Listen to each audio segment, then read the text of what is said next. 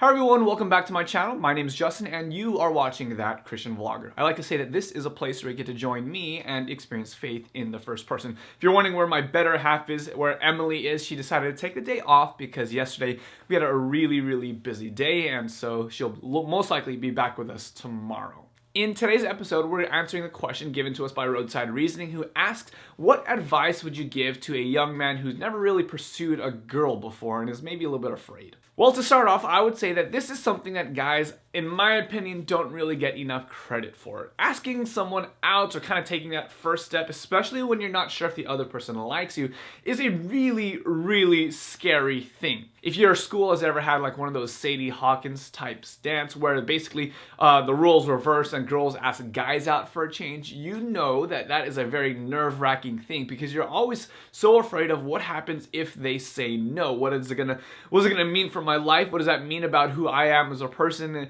And what are my friends gonna think if I get rejected or something like that? And so trying to work up the courage to ask someone out is something that's really difficult. And so ladies, real quick, before we answer this question for the guys, give them a little bit more credit when they do work up the credit, because when they do work up the courage, because it can be a pretty terrifying thing, especially for some of you girls who really do like a really expert job at like not making your like opinions on the guy known, where you play hard to get, or maybe you're just not wanting to show your hand too early.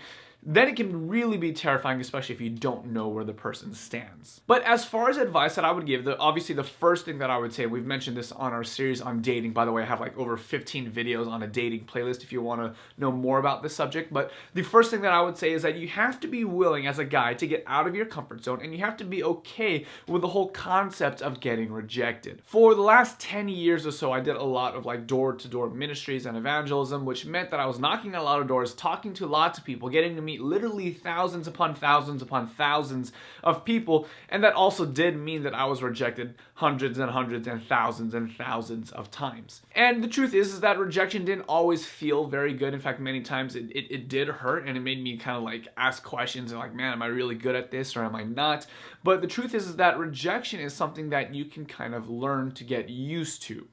Perhaps, though, that's not the most comforting words. But my point is to say this, that rejection really isn't the end of the world. Sure, it might hurt in the moment, but it's better than kind of always having the pain of wondering what if.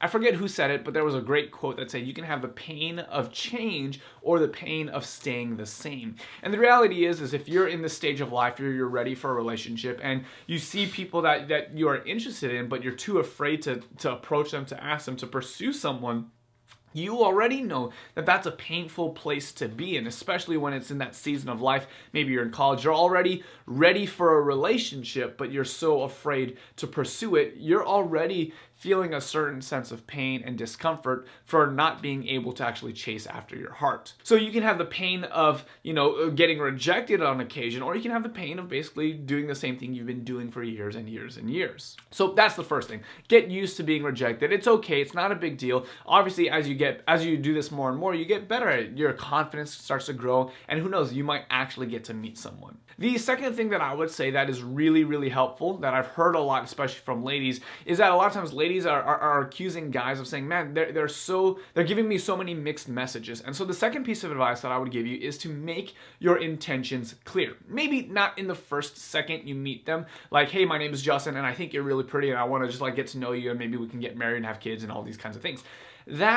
That probably is not going to go over so well, especially if it's like the first time you're being introduced to this person. But after you get to know each other, maybe you get to spend some time with each other. Let's say like you exchange each other's numbers, you go on a few like group-based dates, and there seems to be that type of chemistry. And I guess that's important because, you don't want to just like surprise someone out of the blue. But hopefully there's a little bit of rapport, there's a little bit of connection between you and the other person. And every time you go out, it seems like the two of you tend to gravitate together to be, to hang out more often. If you go to the movies, you tend to sit next to each other. If you're eating lunch or whatever the case is, you guys are kind of hanging out in the same area most of the time. So if you spend a lot of time with this person and you find like, man, I really like this person, they got a lot of the qualities that I'm looking for, they're attractive, etc., then I think at some point in time you have to really take that big step forward and let your intentions be clear.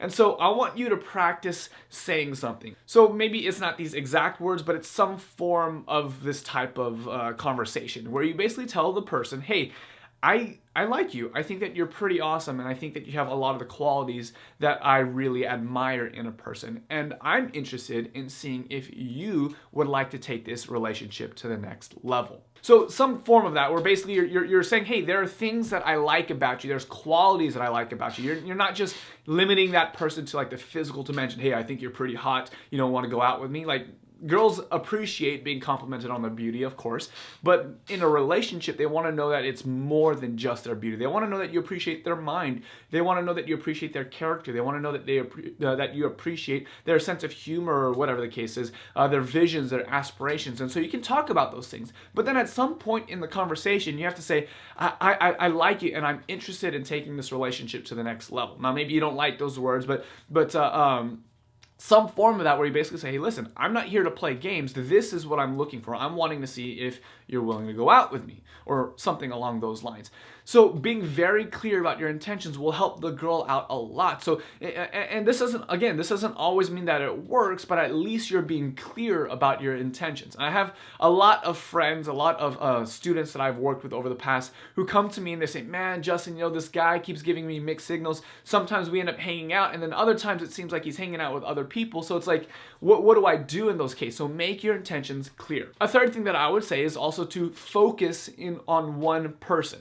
And this is less common in today's society. Most people, it seems like, unfortunately, tend to focus on 4, 5, 6, 7 different options. And this was something that I was also guilty of when I was younger too, because the way that I thought about it is like, I'm not actually tied down to anyone yet, so there's no harm in me getting to know multiple different people. Well, that's technically true, because you're not committed, you're not in an actual relationship with a person, so there's no harm, no foul in getting to know multiple people.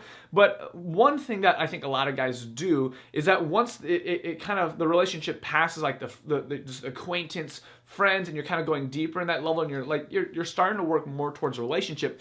If you continue to do that with multiple girls, how do you think that that's going to make the girl feel? Do you think that that's going to make her feel desired and wanted and special? Or do you think that that's going to maybe make her think about you in a lesser way? She's probably going to say, you know what, this guy's just a player. This guy doesn't really care about me. It's just lines that he's using on me. And so if you're so diluted, if you're so focused on multiple different people, I want you to put yourself in the position of the girl and think of how she will perceive that reality. So at some point, when you realize you found a girl that you really like, and you're interested in pursuing that as a relationship, at some point you really need to narrow your focus, and then maybe be very selective about how often you spend time with other women, and how often you spend time basically in the company of them, and really just focus a little bit. In my personal experience, the only relationships that I've really regretted are the ones that I didn't actually give my best.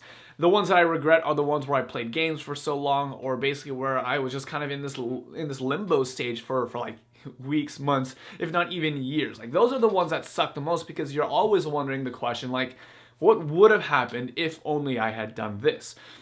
Rejection stings and rejection hurts, but at the end of the day, at least you know you gave it your best. And so I would just want to encourage any of you guys out there, especially if you're in the stage of your life where relationships are appropriate, because in my opinion, there are certain things that you need to think about beforehand. You can check out the last video if you're curious about those things.